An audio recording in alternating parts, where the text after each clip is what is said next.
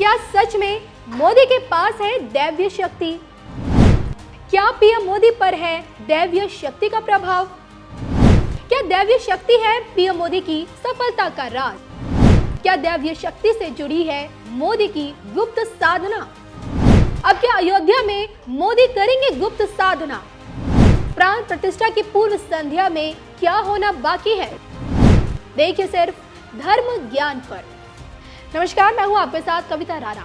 देश में PM Modi fit हैं और उनकी मंदिर नीति दुनिया में हिट है। जी हां, देश के कर्मशील प्रधानमंत्री नरेंद्र मोदी ने मंदिरों के जीर्णोद्धार करके नए भारत की नई तस्वीर में सनातन का तड़का लगाया और आज देखिए सनातनी भारत का डंका समूचे विश्व में बज रहा है। भारत की बढ़ती तस्वीर में काशी विश्वनाथ कॉरिडोर की भव्यता नजर आती है, महाकाल लोक की अलौकिक दुनिया मिलती है, सोमनाथ मंदिर परिसर का सौंदर्यीकरण दिखता है और अयोध्या में राम मंदिर का विराट रूप।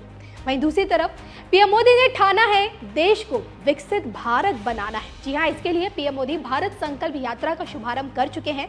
2047 तक भारत की अर्थव्यवस्था को टॉप पर पहुंचाने का संकल्प अकेले पीएम मोदी का ही नहीं लेना है, बल्कि ये 140 करोड़ भारतीयों का संकल्प है। जी हाँ, जिसे पूरा करना प्रत्येक भारतीय का अब मकसद बन चुका है। देखा जाए तो देखिए आज के डेट में आजाद भारत के इतिहास में पीएम मोदी जैसा व्यक्तित्व, पीएम मोदी की तरह कार्य करने की इच्छा शक्ति, हर कार्य में सफलता पाने की गारंटी और विश्व का नेतृत्व करने की अद्भुत क्षमता, ये सब कुछ मोदी नाम की पहचान है और जिसकी ताकत का केंद्र दैवीय शक्ति है, जिसका खुलासा खुद इस बार पीएम मोदी ने किया है। पीएम मोदी ये मानते हैं कि उन पर दैवीय शक्ति का प्रभाव है और तभी तो इस बार उन्होंने सार्वजनिक मंच पर एक न्यूज चैनल को दिए इंटरव्यू में ये स्वीकार किया है कि उन पर दैवीय शक्ति का आशीर्वाद हमेशा रहता है। खुलकर ये कहा है, जनता जनार्दन के अलावा जो दूसरा आशीर्वाद है वो एक दैवीय शक्ति का है। ये दैवीय शक्ति मुझे चलायमान रखे हुए है, निरंतर मुझे देश सेवा के लिए प्रेरित करती है। मेरे पास अपने स्वयं के जीवन के अलावा इस दैवीय शक्ति का कोई प्रमाण नहीं है।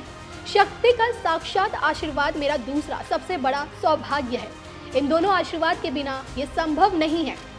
तो इस बार देखिए पीएम मोदी ने ये माना है कि उन पर दैवीय शक्ति का प्रभाव है और ये मुमकिन इसलिए भी है क्योंकि देखिए सन्यासी जीवन से उनका हमेशा से एक गहरा रिश्ता रहा है।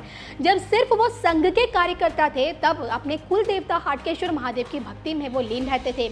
बतौर मुख्यमंत्री वो सोमनाथ से लेकर जगन्नाथ की भक्ति से भी जुड़े और आज जब देश के प्रधानमंत्री हैं तो उनकी शिव भक्ति देश भर के तीर्थों पर तो देखिए साफ देखने को मिलती है, झलकती है।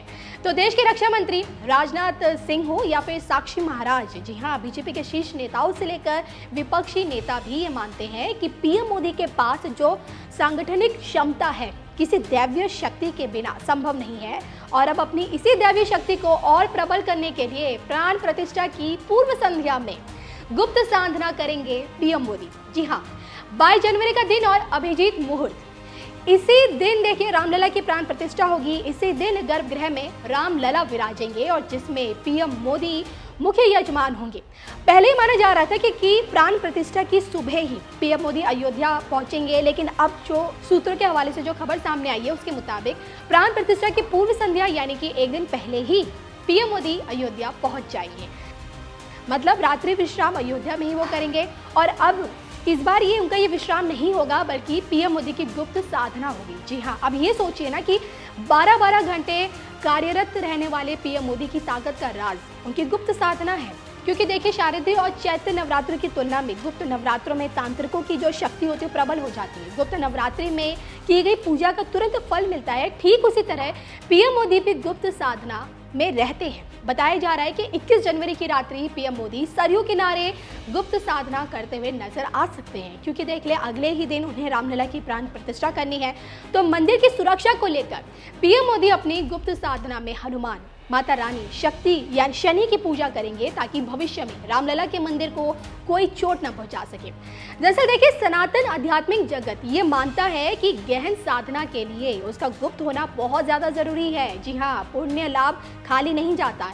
ठीक वैसे ही गुप्त साधना में की गई पूजा और प्रार्थना व्यर्थ नहीं जाती। तो बीते दिनों देखिए 5 राज्यों के चुनावी परिणामों से पहले पीएम मोदी ने तिरुपति बालाजी के धाम अपनी हाजिरी लगाई थी। आपको याद होगा तिरुपति बालाजी के समक्ष अपनी गुप्त साधना उन्होंने की थी और जिसके फलस्वरूप हिंदी पट्टी वाले तीनों राज्यों में भाजपा को बम्पर जीत मिली और अब राम मंदिर का भव्य उद्घाटन बिना किसी विघ्न बाधा के संपन्न हो जाए, देश के दुश्मन अपनी नापाक साजिशों में हमेशा विफल रहे और इसके लिए पीएम मोदी द्वारा की गई पूजा को ही दुनिया गुप्त साधना कहती है।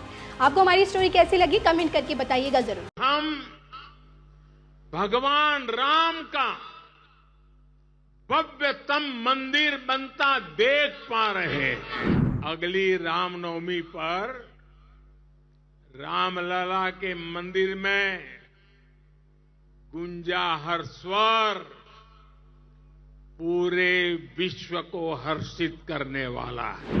राम मंदिर में भगवान राम के विराजमान के बस कुछ ही महीने बचे हैं।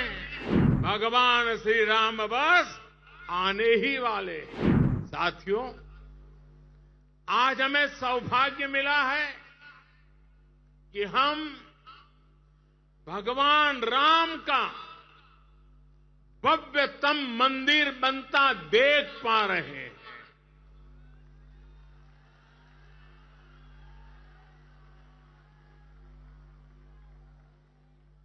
और अयोध्या की अगली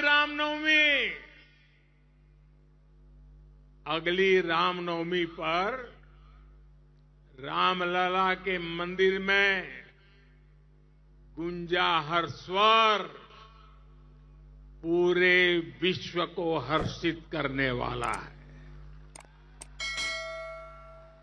वो स्वर जो शताब्दियों से यहां कहा जाता है, भय प्रगट कृपाला दीन दयाला कौशल्या हितकारी।